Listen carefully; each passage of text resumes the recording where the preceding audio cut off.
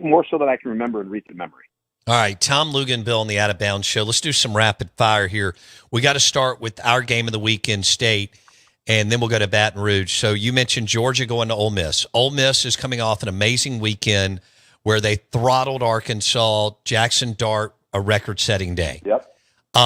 Like you said, Georgia is coming off Carson Beck throwing 3 picks, and they had to do what they had to do in the second half to win the game.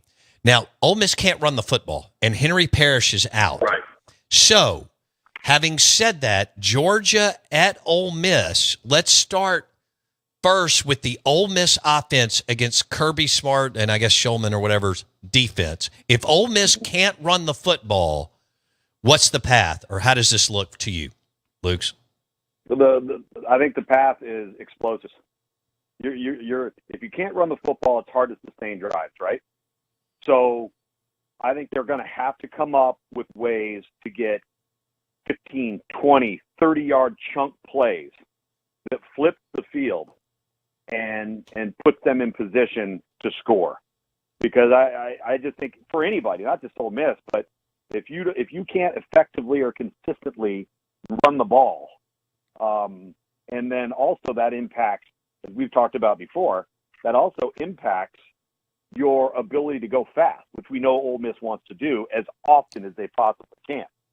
Well, if you can't run the ball and you can't get first downs, it slows you down, and that's not the mode of operation that Ole Miss wants to be in. Okay, so it's all on if Trey Harris is back, but it's kind of all on Dart, Prescorn, Jordan Watkins, and possibly Trey Harris to move the ball against, and they could be one-dimensional. Yeah, they could be, and they may have to be. You know, I mean, and then you got to put some of the onus on Georgia too to actually perform.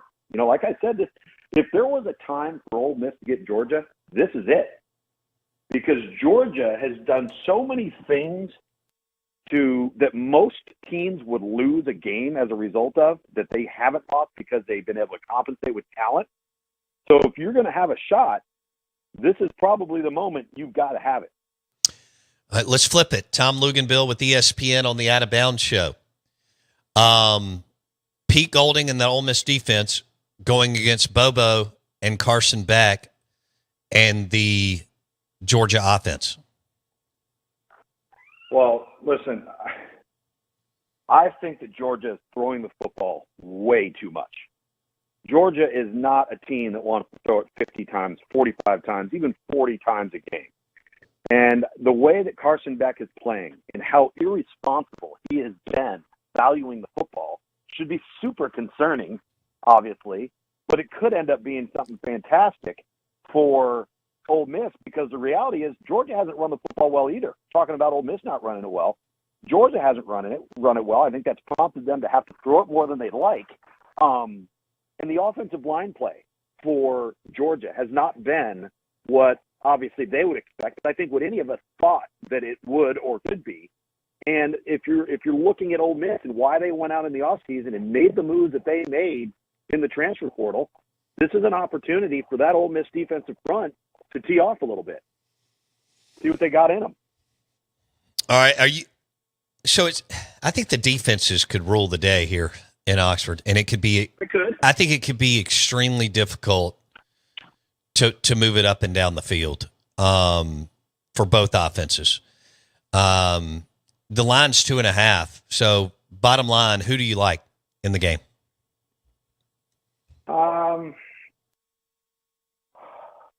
I probably would say Georgia, but my reason is I guess somewhat weird. Until Ole Miss can prove that they belong with the big boys by routinely beating the big boys, because a lot of our talk with Ole Miss, right, is they've loaded up through the transfer portal, through recruiting to build a roster that, and Nick Saban said this, I think, on the first or second week of game day, is, you know, Ole Miss has always had the skill to match up with us. Where they couldn't compete was up front on both sides of the ball. And he wasn't wrong. He's right there. But now you got to take that. You actually got to make it happen. And we haven't seen that yet from Ole Miss. And so until we do, I kind of tend to lean towards Georgia. Yeah. All right. So in the line of scrimmage, even though Ole Miss's front seven on defense has played really well, in the line of scrimmage, you give Georgia a slight edge or a little bit more edge than that? With Georgia's defensive front? No, both sides of the ball. Yeah, probably Georgia slightly, but not much. Again, I think this game in particular, like I said, because of the way Georgia's playing, this is the opportunity for Ole Miss. They gotta, and let me tell you something. If Georgia hands them some gifts, which Georgia has done versus just about every opponent they've played this year, then Ole Miss has to capitalize on those gifts. Like, you can't have Carson Beck throw 3 picks and come away with 3 points. Right. Make sense?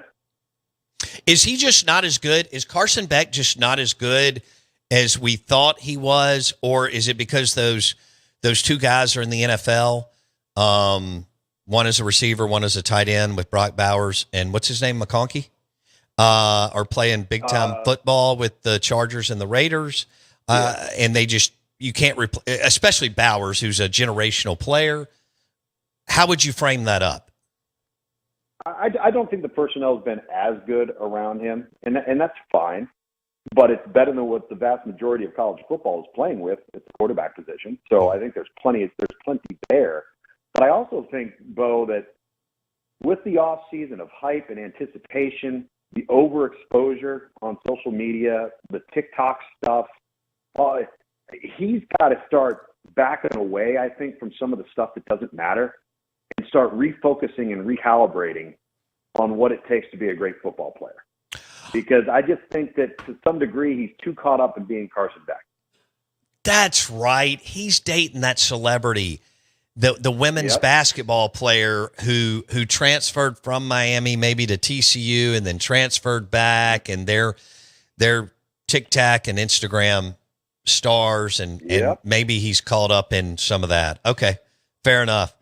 He was 25 of 40, 309, 2 TDs, and 3 picks against. And he made some nice plays.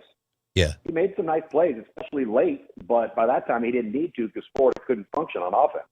Okay, as far as Georgia's running game, Nate Frazier is a back that freshman looks pretty good for them. And then that was really, I mean, they've got a Dylan Bell and an Etienne from Florida who only did 7 carries for 31 yards. So how would you? They're not running the ball well, man. No. Neither team. They're like Ole Miss. I'm telling you, it's very similar. Neither team is running the football well. But when I say that, because of that, I think Ole Miss is more equipped to be one-dimensional in the pass game because they're more accustomed to that than Georgia is. Okay. I think Georgia at their core wants to run a power spread, run the football, come off of play action, take shots, and just press repeat. Do that on a loop. And the fact that they can't effectively run the football takes them completely out of their play action game and makes them more of a drop back team. And I don't think that's what they want to be. Okay. Oh, man. So neither team's running the ball well. And both defenses can get after you. This could be a wild one in Oxford.